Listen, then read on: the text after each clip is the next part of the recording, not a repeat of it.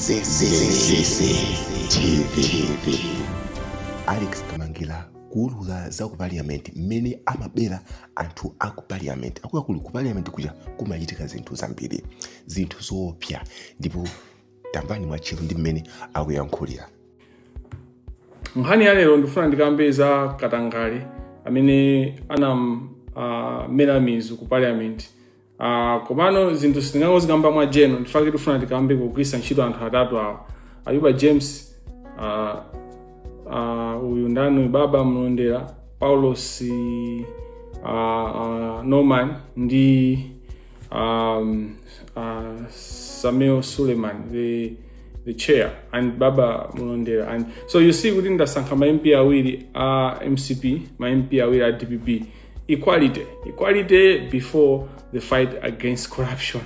In the fight against corruption tukena disbanga treaties bani zonse chimozi osasankha kuti awa ndachipani chitisa chulule umbava wawo uchigawenga wawo awo abwera ngati bonus MP amene tukakamba mbali yawo awa ujeni awa avitumbiko mumba tiakamba chifukwa chonena zonena kuti iwo aja situkakamba ngati achipani tukakamba ngati presidential candidate tukakamba ngati minister amene anazabeba kumalawi kuno kuti koma uyu munthu amene angatsinthe ziko ndi uyu kateo ndo chenjera kwambiri imakubelesera ndi munthu ina koma kuonesani ngati uyu nde akufunira amalawi zabwino kuti ndeti kuonesani kuti bwino belezi bakhalira the way things are working in Malawi.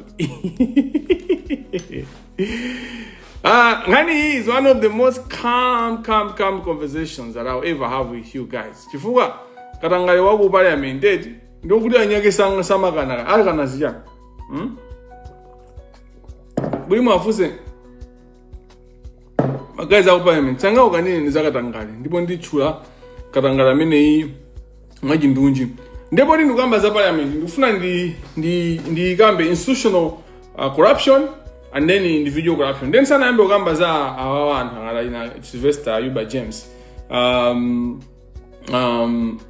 ndifuna kali ndikambe kuti parliament udindo wake ndikupanga malamulo. So ndi branch imodzi ya boma pa nthambi zitatu zimene za boma za executive ndi judiciary imene imamalizisa yachitatu ndi parliament. So kunyumba ya malamulo ndifake machedwa mujinja kuti nyumba ya malamulo legislature ntchito yawo ndi kupanga malamulo. So kupanga malamulo kuja ndi ntchito yayikulu ndipo imagwira zinthu zambirimbiri including budget. Maziwa budget ija ndi lamulo limene budget ija suti mankha budget ya dziko national budget ndi lamulo limene ija. So Katangale amayambira pamene paja parliament inali yonse kuti iduse budget inali yonse kuti iduse mu parliament. The last 5 years that I was working with parliamentarians amadusa Katangale amaandira ndrama malawa amaandira ndrama ma MP aja amagaira ndrama maja amajesera ngati si parliamentarians onse the government of the day especially MCP imayangana kunena kuti kodi umumu osokoneza ndi ndani amene angasokoneze kuti bill iduse kapena kuti budget iduse ndi ndani amene aja amawapasa ndalama. They give them money or amatha kuwapasa udindo or amatha kuwatumiza trip yopita kunja.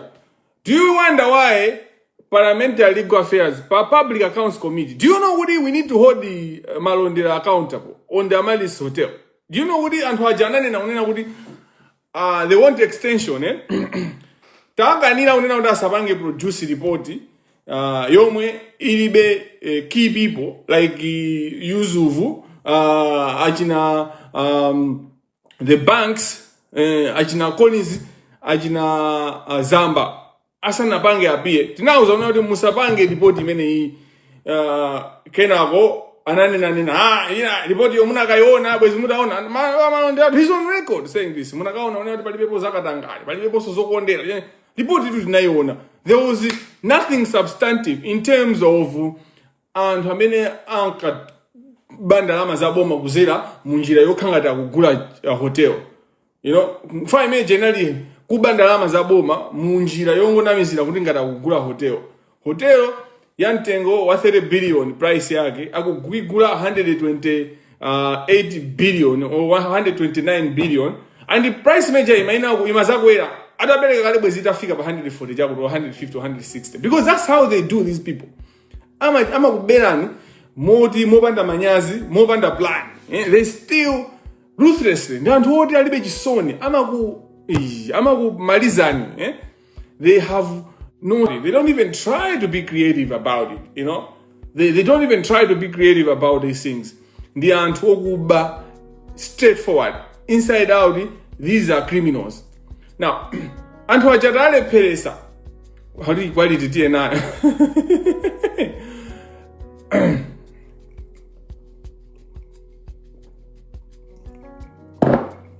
Anthu achatale peresa kutusa report. Then anabwera kwa ife kusana atipitiza kupanga report. Tipitiza kupanga report tikufuna 1 month. They didn't even justify because you guys nonsenu mnavomerezana kunena kuti ndi makamba za parliament as an institution, many corruption imakhalira ku parliament as an institution. Then mapereka example ya Malice investigation kuti anthu aja atanena kuti akupita akubamaliza kena kufit now zakuti yayi anthu awa kena anasabweraso zale minunga uzana kuti kufunika 1 month kuti timalize investigation 1 month sana bangi justify why when they were ready to produce a report then they needed 1 month because that was a lot of time for me. Like I was like, why do you need 1 month if you are ready for the report? If you are insisting kuti the report is ready, why then did you need 1 month when you needed an extension? Blah blah. Do you know what they were doing in that month? Amapita kunja. And who is sending them kunja? All the time amapita kunja amapita mtu mmodzi. This time around amapita atatu 4. You know, so he's bribing some members. He also kutumizidwa is being bribed. The 1 month that they have asked us, they are busy going kunja. Do you see the blatant corruption? Do you see the impunity? And the Antonio Alibe Jisoni, Alibe Manyazi, they're not accountable. And they don't care. Bijifanyani, inyo sumusama, mulibe nazo kan, antamalaw. Zodi antu wakupanga zenja, mulibe nazo kan. Zoda wakupanga, they are using your taxes. Alibe, mulibe nazo nchito, mango zia ngana mango yenda basi, mango kanda. Mango digida kuti muje nsima. That's why they take advantage of you. This is why I say kuti amalawi ndinantopusa. Kupusa ndikumene kokotuka. How do you allow an MP or a group of MPs, a public accounts committee, to say, report is ready. Then they say, report to complete some investigation without justifying why they have changed. They change. Why have you changed? Because if then that's conflict of interest. Because then we are not conflict of interest, but that's their independence is in question. How independent are they? If they don't give you, they are being moved by the public or they are being moved by Kamangila. Are they influenced by Kamangila? Because it's a problem if a committee has no justification to proceed investigation when they are ready, just to do that because Kamangila has put pressure or because DPP are going to city ready. So you need to look at these things outside. But beyond that, beyond the fact that even though they were ready to give the report, then they say that we should continue to investigate. Then they say 1 month, but that 1 month they are busy. Kumabita kunja kumakabanga jani, ma meeting, kumandias ma allowances, hefty allowances, you know. And all of a sudden, kunja amapita ndi representative wa parliament moza kupita atatu follow corruption, you know. All of a sudden, and how many Imapanga 9 work with me on the investigation, on the corruption ya baba. They have remained quiet. And the thing I don't know why they have remained quiet is because of what you say. Apart from Yusufu, kwa hapa santu wa jasindalama, Yusufu wa investment, munuage wa Malice Hotel. Matrip amene wawa amene akupanga akukonza wa ndinjira imozi yo akazikaje de ma MP aja. So how you only na kunena kuti anthu aja abange investigation. Then they are bit kunja. And the Malawi are okay. Simu kupanga follow up tenchani and my journalists they are not even doing their investigation and you don't want to call them out. You're just going bas mango ganda.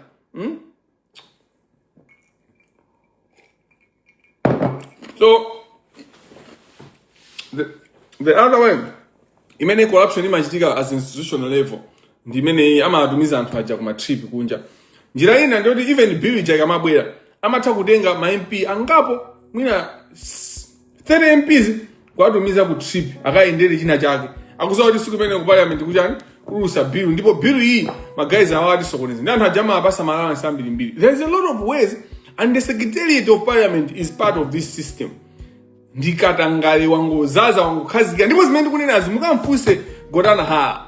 You should ask the former speaker Godana Ha amene uja atakuuzani for she's involved as institutional level komano as an individual ali clean from my investigation. Ina Godana Ha ajandona kuti individual sungabe zili kuti ichi ankaba ichi ku parliament koma ngati muli nazo information ni manena ndipo aseni I can't know everything but I know enough. I know too much. I've told you many times I know too much. And that's what worries me. My point is, as an institution ngati parliament, katangala na khazike chicho samapanga sakatangala. Nkhani ya Trifonia mpinga njira. Do you know kunena kuti Trifonia mpinga njira? Magalimoto ake diplomat kahaya amagula mokuba kumagwisa ntchito ma MP makangana ngati amene akugwira nsamanyi. Kumalowa magalimoto aja opanda msonkho. Osalipira msonkho koma magalimoto onena kuti anthu mona kuti ino MP sangakwanise kugula galimoto iyi ama system jema ida uzo and who approves the same system and those people are not held accountable. So institutionally as an institution parliament is a den of thieves. Ndiku kumalo kumene kuli katangale wokhazikika katika institutionalized corruption. So their job is to hold the other branches of government accountable. The amene amaina kuti kuonesa kuti executive is in line. The amene amaina kuonesa kuti judiciary is in line. But how can they do that when they are busy eating? How can parliament hold these systems accountable, these other branches of government accountable? So we as a democracy, timanena hey democracy yakanika. No, democracy nakanika takanika ndife. If you ile pera democracy, we have failed democracy because we are not doing as many democracy maina ubanga. No rule of law. No one is below the law. Not everyone. There are a lot of people that are above the law. There is a group of people that are above the law, and this isn't zone out in Undine Timaziwa, and we are okay. So as long as you are okay, kumaona kuti aina jagwera jana ba tukuziwa, they are out of it. Aina mpinga njiraja anankafuna kusokoneza chisankho all the direction of the country, the future of the country, who the president was. They wanted to use their money and anagwidwa uyankha milandu wabasana nyeza nango save miezi waruhusa and we are okay. In fact, we clap hands for aina twamu mpinga njira. How stupid are we? The law says umuntu akamangidwa convict akupanga an institution, financial institution ilandi is a bank of Malawi kwenda kutenga institution ichi. Mpinga njira anagwidwa ndipo anamangidwa ali munhu wake wa First Bank. Why is it up to now when all the bank ija inapeza already nasinthidwa? You and musumukonda chilungamo you talk about justice, you talk about itendithani katangale weni katangale akupanga ndi awo akupanga koma akangopanga wapa ndizovuta zinthu sizovuta ayi zivuta so zavuta litiro palibepo chovuta papa.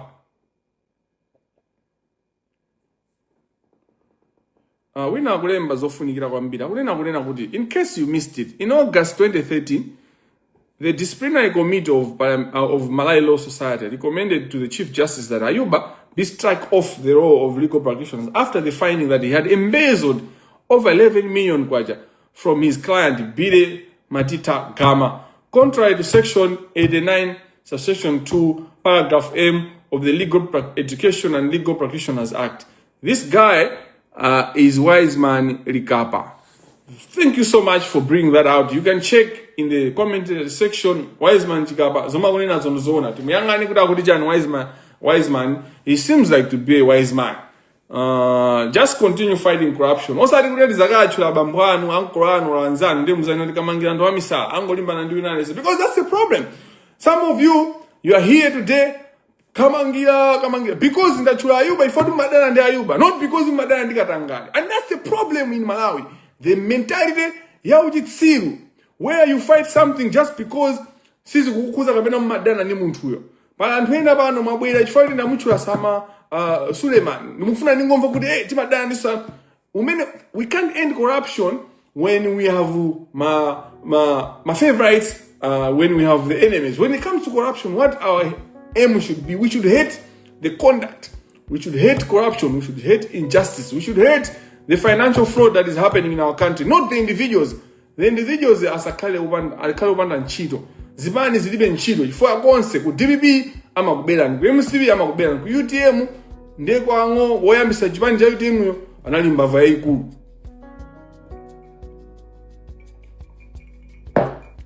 In my conversation, since I was a student at the University of Malawi, and Hamadaba unawada iwe sumas kulibe chipani chifajana, and now uzakunena kuti this is like 15 years ago. I told people, you know, cinema una Japan jago Malawi chimeji ni ma principles. There's no party that is founded on principles. Japan is also Imapanga, they are founded on individuals. No party in Malawi, no political party in Malawi is established on principles. So that's why I've never belonged to any political party. In every butone na udi ndadi ndibange ndale. Utakuyaga kaya ku Malawi kuja. Koma ndibanga ndale with which vehicle? With which vehicle? Because you need a structure. Now, when you look at the Zipani zones, onse ndimbavu, ango funa abe. The fire guy and many ali odi andicho linga josinta dziko ama kala frustrated in parliament. Ainapita dimba. Ndandoni andu parliament kuja, they have benefited institutionally. Corruption ya parliament ija. Unfortunately, they have benefited as an institution. But the individual, Dimba is a righteous man in my eyes. Because I'm a human being, so my eyes can also be wrong. But Peter Dimba is a righteous man. And Peter Dimba has tried, though hasn't tried enough. But he tried to stand his ground. Easy eye, 10. Against all odds, dude was standing up. And those people are frustrated. And they will try, the system will try to finish for the Jan. For the systems are meant to progress the criminals, to progress crime. Sininga kambe za parliament tikuli mods. Even the allowance system, the way parliament is good, ma parliamentarians are munga kumane now mukakhalanga di ma advocates ngati fipo kama abasenda lama. Tanja pali njira zambiri mbiri zimene anthu aja amalepheresa progress. Pali malamulo ambiri mbiri amene ku parliament jakuyenera kusintha. Koma malamulo samasintha ifoti palibe sponsor, palibe so amalepheresa malamulo ena da kuti tidye basi. Tilandire ma allowance, tipite kunja, we are a sad nation, and these things, government is aware, the church is aware, everyone is aware, and you just accept and want to proceed. Mango Vomez, even the donor partners, they are aware. When the donor is interested in something, they will participate in this corruption, because it's total corruption. But it's institutionalized corruption you made forced, and all that. Kumankani yonena kudi boma, nikafuna kubusisa zinthu. Imapereka ndalama kwa ma MP nikhani yayikulu kwambiri ndipo ndalama zina zambiri zimene parliament ya kapena kuti MCP ikutchuka kuti inaba ndalama zina chimwendo banda anali busy kuyika ma account mwa ma parliamentarians kuti mabiro azidusa. That's how they were doing it. That's why they were doing it. Komanso as an institutional level, one of the key issues mene mungaziwa kuti parliament kuja is a ten of fifths.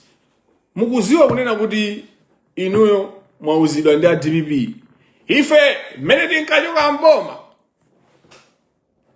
Ngongole ya Malawi inali 4 trillion, inali 5 trillion, pano ili pa 24 trillion. Awa atenga ngongole za 20 trillion zabita kuti. You know, Zomwe ma ADB samakuuzana. Ngongole zimenezi ADB anali mbali mozi ku parliament kuja kuzivomereza. They were part of the system. Parliament jendimene imavomereza ngongole. So if we talk about kuti failed in debt, ngatili mumphawi kubwerekesa ndalama, anything that happens, boma jasima ngopanga parliament inayo ipange pasi. Malamulo eni amene anthu inayo ka focus now. Sitika now focus. Ama nguuzani basi kupasana attention. Death penalty, death penalty, why? Gay rights, fojani, mufuna, za muna ukoka, kugona na muna ukoka, amini bakudusi sama biru, opya, akugawana ndalama. Ama gawana ndalama zango ngole. Parliament ya Malawi ndibe nayo mau. Parliament ya Malawi ndi ku nyumba kweni ku headquarters kwa Katangale. if there's a headquarters yakatangale kumalawi ndi parliament, because iwaja ndi amene ngati tikuyamba kuti generational debt, ngati tikuyamba za generational poverty, because the parliament ya Malawi yapanga create generational poverty, ndiye yachokera kwambiri ku parliament kuja. Palibe china chichonse chimene cabinet ingapange opanda parliament. What cabinet do is powerless. Cabinet all it does the policy direction bas. Iwaja the policy direction. Ma policy koma kuti policy je bangide implement the parliament, the power that parliament has to that country. When you talk about democracy, imakhala ndi mphamvu zambiri ndi parliament. Kumalawi kuja ini mphamvu ndi allowance, ini mphamvu ndi kwacha. Kwacha yake yopanda so mphamvu, koma ini ndi mphamvu ndi dollar. They want money. All they want is money. Palibepo chimene ungaone kuti cohort hii yabanga institutional reform, yabanga systematic reform. Tikamanga zoti tikuyenda kusintha system in Malawi. Parliament has because ndi amene amapanga malamulo if izinto zikula kuika kumalawi kuja. Parliament. Sikuina ayi parliament. So we need to create a structure. Amalawi tipange plan, tikambirane, let's talk. Tikambirane mafumu, tikambirane ndi anthu ambingo, tikambirane ndi anthu osiyana. Kodi how? Because we waste time with president ujatu his power is largely symbolic.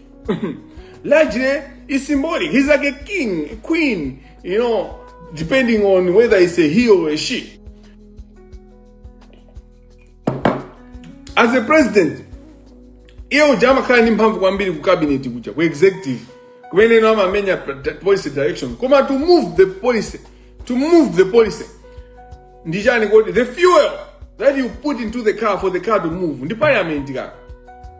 Koma driver ndi judiciary. Hello, the car ndi executive. Mwina tifotokoze choncho. TSS ndi ma sabe kupereka zisanzo.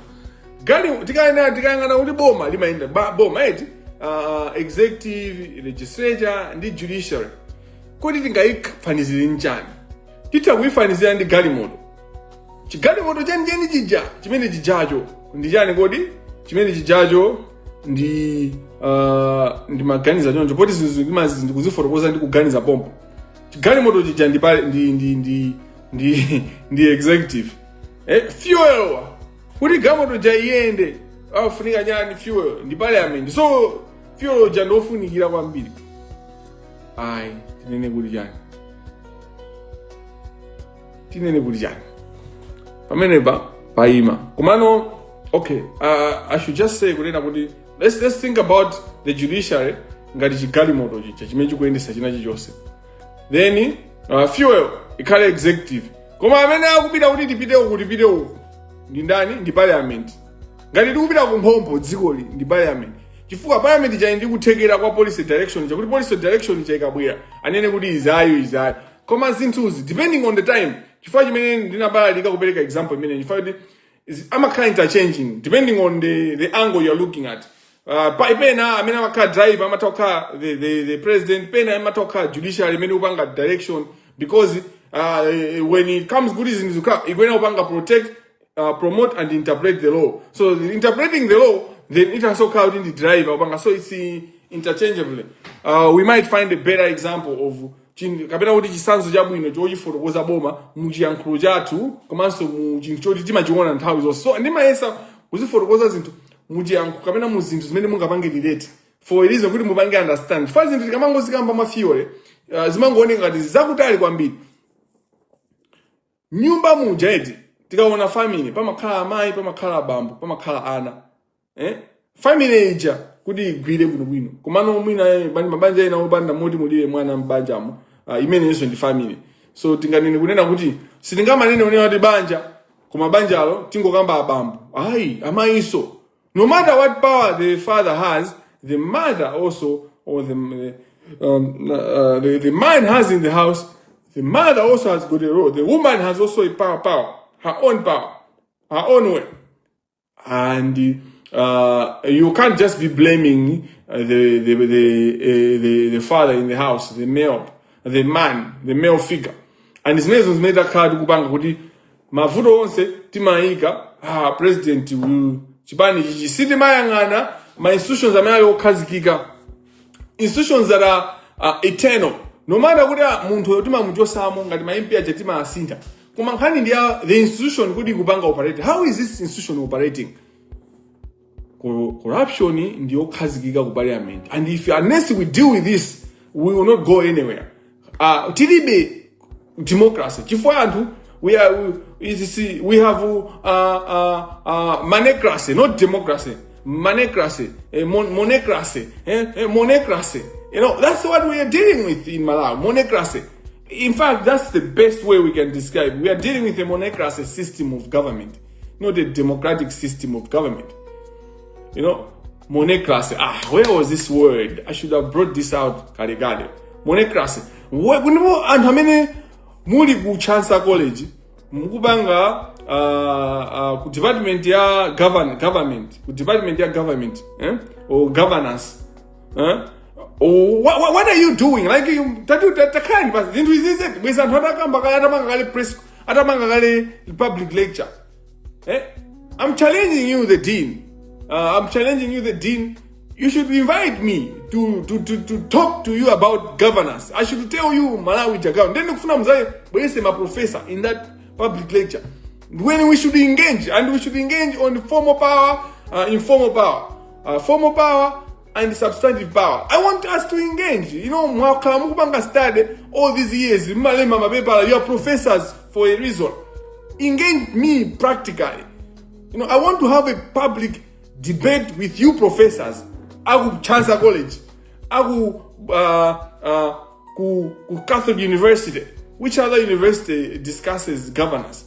All of you, my professors, the Calibancy, you know, and discuss. And it's not a competition. Let's discuss. In fact, let's remove the debate aspect. Let's have a discussion, a practical discussion on governance. Dziko la Malawi, silo kuti ndosa tega kulikonza, ndilo tega kulikonza. Parliament is a critical area in terms of governance, in terms of progression, in terms of changing. Ngati mkatangale wakazikika wamena mizu. Ndere wira upanga ndere katangale uja ku parliament. You can't expect the country to go anywhere. Ngati mu olomuta asinda ma president kangati nowhere. So what cartel, the government doesn't know. It's good in the cartel as in good. Ndi anthu omwewa amene amabwera, power to the people. Which people? Which power? Ndi vote ine, mawu, ndizasintha ine, ndizakupanga ni power. So pamene ndikuchoka pa point ya institutional corruption, institutionalized corruption, ndisindike nkhani ya mpinganjira Tifonia kuti amagwisa ntchito ma MP ku khanga tutawiranisa magalimoto kunja ndiwo pamene magalimoto aja akubwera kuzatani kodi kuzakhala mdzina lake diplomat ija ndiye criminal entity and iwo aja of course amayuza magalimoto aja njira yopanga chani laundering money laundering, you know, the money laundering amapanga launder for people across Africa, you know, now Zimbabwe they launder money for people from Congo and other parts of Africa, even from Kenya. These people are criminals. Akamavi tenga ndege ja kupita ku Mauritius kumaona private jet ja amakhala tenga ndalama mene muchi amakhala kupanga zawo ma move option anthu oyipa kwambiri. They sell this country. They steal so much. Now aujena Tifonia aja atagwidwa ndi magalimoto awo kuti zaziwika mupite ku ma journalists mulembe izizi Tifonia anapereka fine. Panali kesi nake amapanga ndi lawyer wa Katangale Gift Katundu. Anakatenga injunction ku magistrate court kulesa anyamata ku MRA kukacheka ma computer ku diplomat ka hire. I don't know ngati mwayiwala pacha simucheda kuyiwala. And haimene namutengesa Tifonia kwambira ndo sanje kupangira sanje Tifonia. Tifonia nda amayi amene ajawo ine ndizapangira sanje jani. Umamufuna Tifonia. You are very desperate, you know, in your engagement. Like you are very desperate. Like muntu mai menaliri muja. Don't make everything sexual. Like what's the problem with you? Like why you make everything sexual? Menalira mai amena jao basi aku busy bereka ana ndia bamba aku ngata maja. Inende ndizisirira jani pamene pajapo. What would I be admiring? So don't make everything sexual. You know?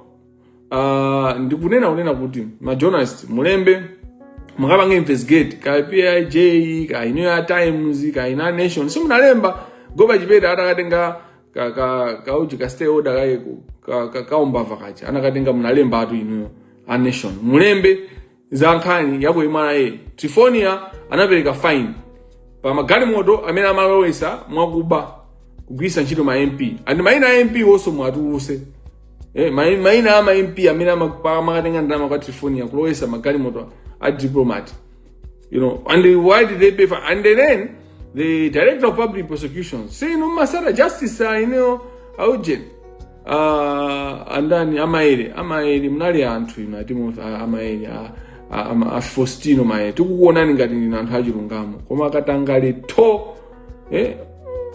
katangale wachita kumena manthongo maso katangale a Faustino mae mumange tu Trifonia because umboni ulipo anakapereka nditu fine kuma that fine is that's the tax regime kuma there was a crime that happened including the MPs. That's institutional memory. Now let me go to the individuals. I don't have a lot of time because I don't want to keep you waiting and these individuals in Ndantambiri mbili ndiambe ndi ndani kuti ndiambe ndi speaker amene ndiambe ndi Nyamata wa Phokoso Ayuba amene ndiambe ndi Paulos Norman Chisali kapena ndikambe za bonus za Mumba Vitumbiko kapena atu mwina ndiambe ndetu ndabalalika aina za baba mlondera baba ndakamba kwambiri sindikuena kuti ndidaina inthawe. Let me start with the speaker. So mkulu uyu Samuel Suleiman ndi munthu wakuba kwambiri. He's a criminal. And that's the danger part about parliament now. The speaker here is corrupt. And do you know who anampasa corruption? The bomba la MCP. So I don't know ngati mmakumbukira mawe. Kumano Samuel Suleiman anali chairperson wa ujeni ya parliament. Chani timati committee ya parliament. Now ali member wa committee ya parliament panachitika issue ya amapanga opozi big deal ya East Bridge. Muyangane manyuzimu anapanga opo anavuta mpaka na parliament ija kumpanga suspend yake ija mavuvu ija amapanga mavuvu tu Suleiman. Sama Suleiman beba jana ukonza njira ka magaiza jana ngompasa zindalama East Bridge. The next day akanala anavomera deal zomwe amasusa zija kusinta kutembenu ine nadaba naona chabwina se ukona ngati wachenja ndi namba kumusata information yose ndi nayo ka anaenda ndalama ayina chimwendo aja they know this the minister of finance ndivanga anthu ajalo amangala ali sama kauda ndi zake. Sama Suleiman anaenda ndalama kesi ya East Bridge ndipo ndikapeza mpata ndikulembaso complaint kumalai ku anti corruption bureau rather kuti afufuzidwe ndipo akwena apa ngile suspend achoke pa mpando ndiji mbava chimene chija ndiji mbava andi umboni wake ndione naonena kuti muyangane kuti CEO wa East Bridge mukuzwa ni ndani ndi mwana wake ize Suleiman mwana wake wa Suleiman ndamene ali CEO wa East Bridge. So amangokusewelani kumangokupetani numaona ngati Yesu amatimenyera maufulu athu maufulu ake ati angokuberani amalala angokuberani. Sama Suleiman ndi chigawenga ndi wakuba. And so the Amalis Hotel inquiry ku yambana kapena kuti Suleiman is the biggest fighter the critical person in the cartel amene amamenyesa nkhwanga ake pamwala kunena kuti Gabriel Chambers asapange survive akuti wena timalize. Why? Because Gabriel Chambers amalepheresa mwana wake ku East Bridge kuti azipanga zake zimene amafuna kupanga ndi alimi zama fertilizer and anayika restriction order pamene pa Amalis Hotel paja anayichosa restriction order ichi pa za fertilizers ili pompobe analimba tima Gabriel kuikabe mpaka na panopa for whatever reason. And so fight imene jayo nena kuti uyuyu jan. So even kuti report jaibangidwe Suleiman wanted that report to come. Nifake ntalemba complaint ku SCP na itumizira office of the speaker Sana bange pokena kalikose. They haven't even responded. Because the deal alimu mama amalissimo because he wanted kuuza the issue ya malisi kunchosa Gabriel Chambers because mwana wake akaninga kumudusisa mamuvu komanso ye anapindula ndijani ndi East Breed. So basi amalawi mango komedo basi akaladi ngomona muntu woyera khungu basi ndo anzeru ndo olimba mtima kuti ndakubelani kaya makopeka basi ndimene samakupusisirani chilima. Do you know kuti UTM inkapanga matama mwana kuti UTM ndi chipani cha makaladi? Do you know that? Musapite kunchewu kumene kumachokera chilima kama kamba za UTM zimene amanena chipani cha makaladi. Ose aja amboma ajina ndandani masiwo majanja amene amakhala busy amazimva anthu ozindikira aphunze chipani cha anthu ophunza chipani cha makaladi inu ndi akaladi inu. A 1 million Malawians ndamene akamvotera chilima ndi makaladi.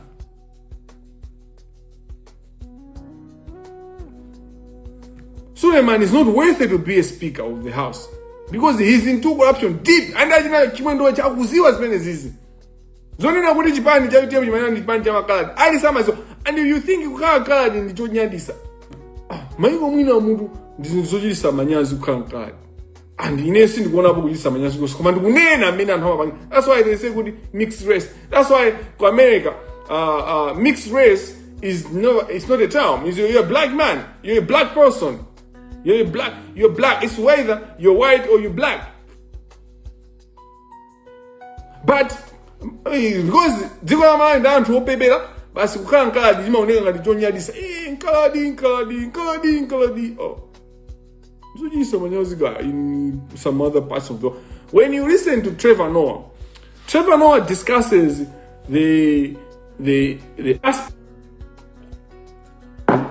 aspect of being or the experience of being a mixed race child in apartheid Africa. And he speaks about how he was being treated like a bag of weed. Yeah? So that was not just about the law. It was also about the aspect of among the blacks. He was like, he was Sunday wood. These Janis. Uguso kwa anthu azungusa makaude iwe siwatu ife siti woneka choncho. Malawi zimene zonzonyadisa. Ifaka china Suleiman aja amapeze kuti akupanga rise. Baya miti kujakulia anthu ukuthi anakata kukhala speaker. You know, you refuse and Nadimba Jokara speaker. Because the people, they can tell could not allow. In Mango way, and Mango Mayanga Dimba Banga campaign again, did Dimba in Mugonanga di Cateo in the Goli in Mukali. This isn't take a guy. The Cateo can never allow you. The Cateo can never allow Dimba Sinagalola. Come up no bano. Pamenino Maira Masumuguzo Gujima in the bunch. Bamina took first. So I know that in Suleiman Jet. When I Joseph Zigo just sitting guy in them. Because they have placed everyone. Speaker, corruption, DBB, Wagatangale, Tikabida, Attorney General, Wagatangale, my minister, I Nagisari, Aina Gangada, you look at it. So the country can't go anywhere. When you look at judiciary, Chikoba, Mabida, even in Zigaman, Kagugo Sega Jajinamanda or Katanga. So the country can't move. The country can't progress. No matter how many presidents you choose, no matter how many times you change presidents, you'll be dancing the same tune. So the only thing that the Malawians should be concerned, more than an election, more than whatever, the fight against corruption, the fight for justice. This is a real issue. Enough is enough. Justice for Malawians. You don't need Kamangila background. Background is Mr. Balinuyo. Knowledge is more important than anything. This is the greatest weapon you can have. Chida. So information. So now you know what's happening. Rise up. You don't need even to make me your leader. Because what you need is understanding the idea. The SKC is an idea. When those people were saying SKC is an idea, they didn't understand this. Because if they knew that SKC was an idea, his death could not have led to Kumangoti Tibange inquiry, to the death of UTM. If SKC was an idea, you could proceed with the idea. Anyone else, it doesn't matter who is ahead, who is in front, it's the idea. What I'm saying is, you rise up and demand people to be accountable. You demand the end. Ajina mbeda just want to say, listen, John Jajina Frank mbeda. Ana uipa maganizo. Aina Frank mbeda. Frank Farouk mbeda. Ndi mwana uipa maganizo. Ni muntu uipa maganizo. Because all he's thinking is, what am I going to get from this? They are thieves. That's why you have now the finance bank. Do you know what the finance bank? Anakumana on Monday, is it Monday or Tuesday? Kuda pange kambilane drama abagawana drama zinga.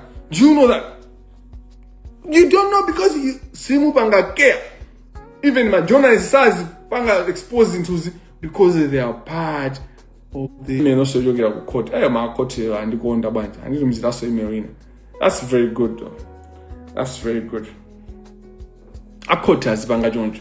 Koti lizikhala open to people. Hey, wewe, hey, jantani wani bakana mimi kati ndani. Hey, osaduma antu bani. Antopusa ini. Osaduma antu bani. Anditumizira tu ma documents akoti.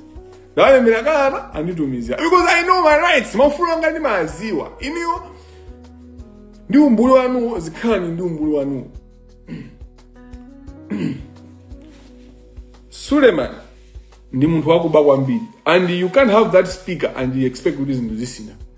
Ndakamba za Suleiman, ngati muli ndi mafunso mundifunsa, ngati muli ndi zoti mbange investigate pangani investigate, Kamangila mangonena palibe umboni. Inu osafufuza umboni mubeze bani. Inu umboni uli pali pose phamwa osati so diu uonde ndiwa phamwa. Ozaza jani? Ozaza silo. You know what a silo is? Ngogwe, yeah. Ozaza ngogwe. Ngodi silo imakhala big deal. Big deal. Muntu wachiwiri amene ngankambe ndakamba wa DBB ndi ndikambe wa MCP kuti tipange mapanga balance. Ndikambe za Ayuba James. So Ayuba James tsara ina nthawi 40 uchitsiru Ayuba James amapangira boya. You should go back to abanga my interview on Samina. Mukaonene my interview on Samina abanga Ayuba James. There are three things that he does. He lies in the interviews. He overemphasizes his importance. 2, Amapanga confesses my crimes. Amapanga commit. He was never held accountable for. Example, my interview na manena onena kuti indi prison yake imena akankwira munthu amampita kumaka menya. That's a crime. He confessed live on TV.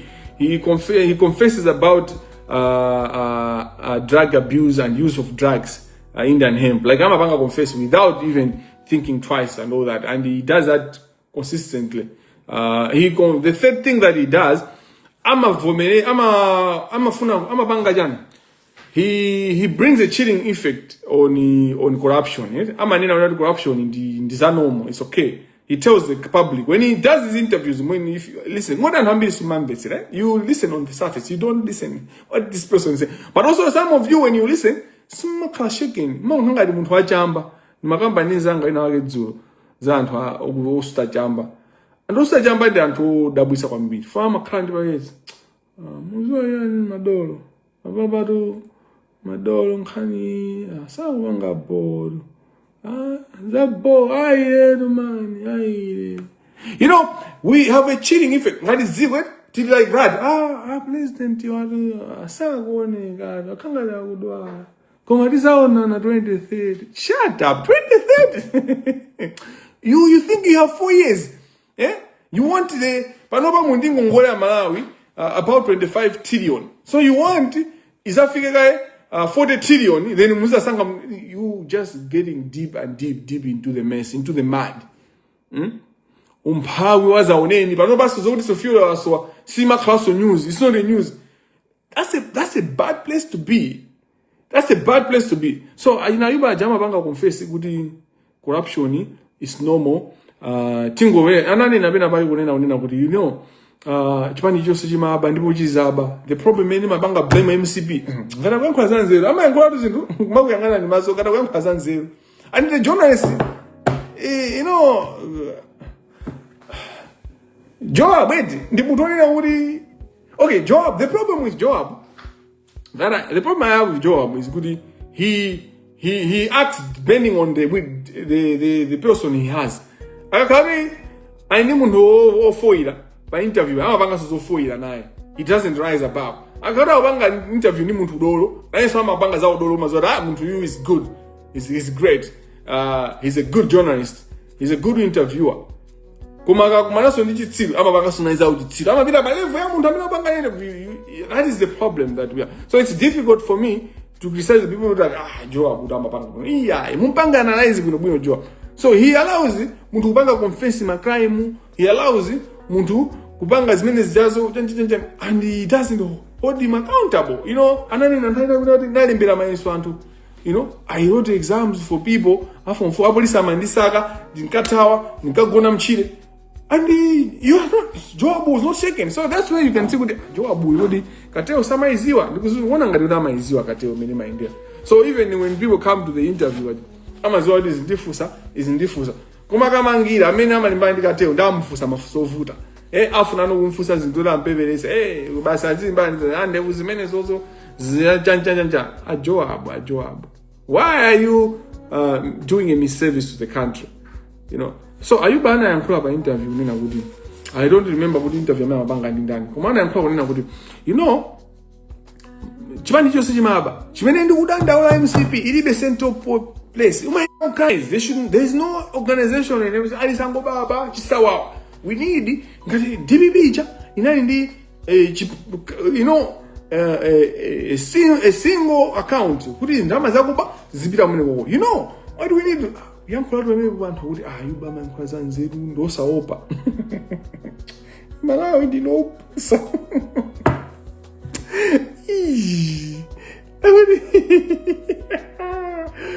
in fact chiziro la uchipani jani antu kubasi kungati tingo nena kuti aziba systematically pazikhala system kumaso pazikhala ngati kuti mulingo kuti mutha kuba apa kulekeza apa akumenya mfundo to amene poko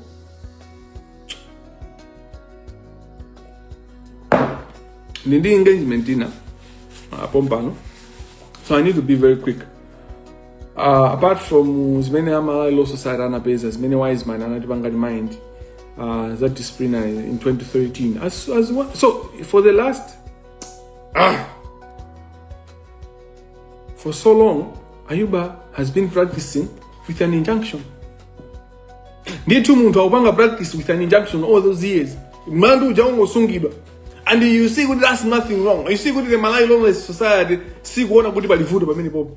The judiciary doesn't see that's wrong. The attorney general doesn't see that's wrong. There are a number of people akaluwa maloya many they are practicing, but they are practicing using the system imene ili corrupt. They are practicing using injunction nditu. Ndikufunika I'm needed immediately, so I'll finish in 10 minutes, which then leaves me with 3 people to discuss 3 people in 10 minutes. Kuma Ayuba ndi munthu onena kuti akwene apangidwe suspend immediately chifukwa he is a chairperson wa committee imene mapitano kapanga holding accountable, demanding accountability to other institutions. That's how they katero ndi maenda John. How can a criminal hold other criminals accountable? Amango pita mjoka opshesa deo na munusi and drama. So I'm not waiting to hear 2020 state as I'm just saying kota. And how kota they did a disservice to this country. In your how kota napanga disservice to this country kumbelesa Ayuba in parliament because he was already a criminal. Ndipo maziwa ndipo kumene kujawa pereka mimba kwa atika na umuthandiza amene akuti akutopanga ka group kake kuti anumune nakuti zimene zikugwizana kaya. He has taken advantage of somebody who is at a lower place here because he's somebody who is at a higher place in the context yako muziko. Kwa bali sazi manager pamodzi journalists you can investigate this afuna kuti apange chani restaurant and I gave an very good chani kuma ipange nikhale 24/7. I give my 24/7 zikhala continuously because kunkhota kota ndikwa anthu kama tourist anthu akunyanja chanjini bali a lot of opportunities. Only to hear kuti timagulu tija waperekapo mimba ndithu basi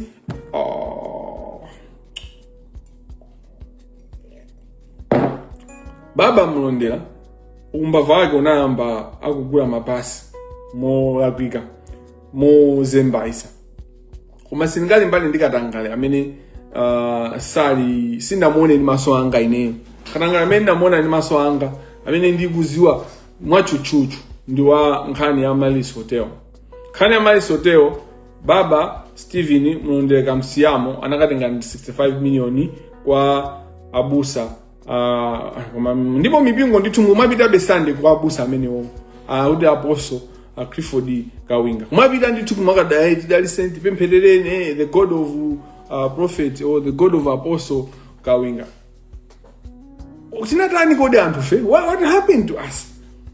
Anakatenga 65 million kukatenga kumene kuja kuti agawane anzake aja anapondaso anapasa 1 million kuma anthu amakana abi kuti asana tipasa kuma anapasa 1 million kena kwanthu anaza sumaina kuti pasa 1 million maina kuti pasa majana 2.7 million kuma ano zinapeza kuti basi we mpaka na khani chaso inabwera aso kukira aso kwa komanso ndalama zimene zizi kwa Kawinga zimamveka kunena kuti ndisafotokoze zambiri zinthu zina zitikafotokoza ku court for ine ndipereka update. SCB inanditenga statement kale ikupanga ma investigation ake and ndipereka public update chifukwa there's a tendency of SCB khani kungozikhalirira osazenda koma izikhani za ineyo simungapange zibwana zimenezo muzati usana report kuti kodi tipa ngati mukumutaya babayo mzamutayeni muzawuze anthu kuti tapanga investigation this is what we found tamutaya ifa chako chako ndeni ndizapangano za ndani za inu yono pamene popono kuti no fine mbumboni ndinawo ka and baba he knows that I've got evidence against him. He knows fire amapo bwetuka amene uja ndinamaliza ka. And how is he still chairing when he's under investigation by this? How is he still chairing a committee that is investigating corruption? You know, that's where you see, and I'm like, okay, you're okay, you're going on with your lives. You're going on, hey, I'm going to eat, Kasiamo, amene ya kufufuzi. Tibwere kwa Paulos, Norman Chisari. Norman Chisari ni mfako bakwa mbili. You wonder kuti parliament kuja kuma ndira allowance ya parliament how mundu sapezeka mu parliament ama unkhalira bodyguard. He's still a bodyguard. Let him be if he what he knows and what he loves to do is to be bodyguard wa IBM. Let him be if he even nazo mayas. Let him be the bodyguard. Asapezeka kuti munthu emwe ndi bodyguard emwe ndi minister emwe ndi MP.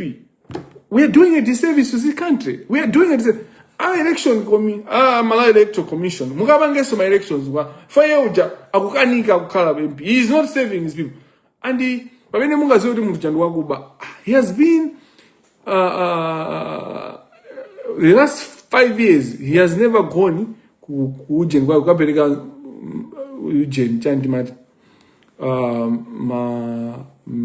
njinga pano all of a sudden akumakapereka zinjinga ndalama akuzitenga kuti. You don't see how corruption is screaming. Is screaming loud. Ine pano ine katangale uja akundibebera that's what he's doing. And he's the 5 billion that he stole from us. Something is happening.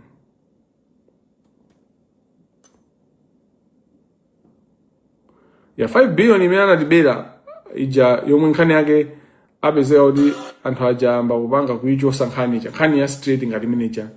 You know, ameja ndo akuba. You know, ameja ndo akuba kwambiri.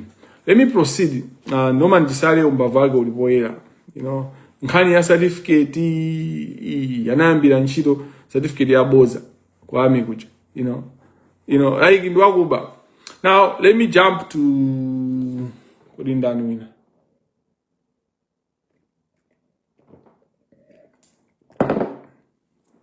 Wina ndi nani? Wali ni madindika mkasanda ndindani. Okay, let me jump to Mumba. Mumba ndo akuba kwambiri. Mumba chifukwa ndibe nthawi yambiri ndizankamba bwino. Komano pamene baba Mumba ndo amene Mumba uja anasewera amalawi kwambiri. He's a very complicated. He's a sophisticated criminal. Vitumbiko Mumba. Ifaka amapanga matama, because he's very sophisticated Mumba. That's why he was very close to Martha Zuma. Very close to Martha Zuma. Information made at Hakuizio. Very close, uncomfortably close to Martha Zuma. And hama kurubira unena kuti ma MPA na cabinet ena amene amapachikidwa Mumba ndamene amakapereka information. Komano Mumba uja amapanga madilo. Even betrayal ya Martha Zuma, Mumba uja account is involved. Apart from SKC ndi timu yake. Fakodi mazozo kuti amene anapanga betray Martha Zuma, Chidima was one of the people that betrayed Martha.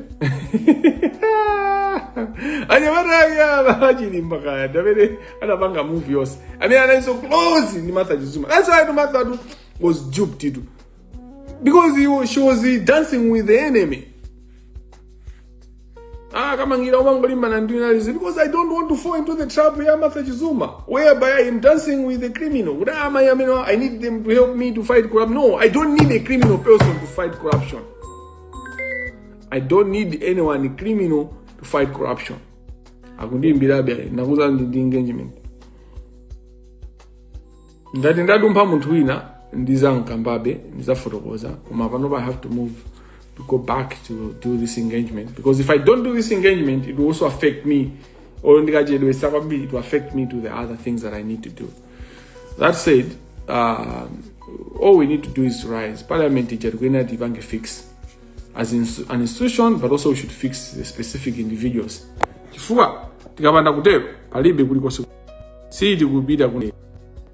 I'm telling you.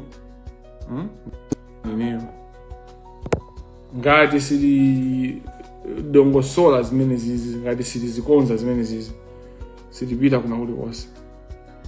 We are not going to go anywhere.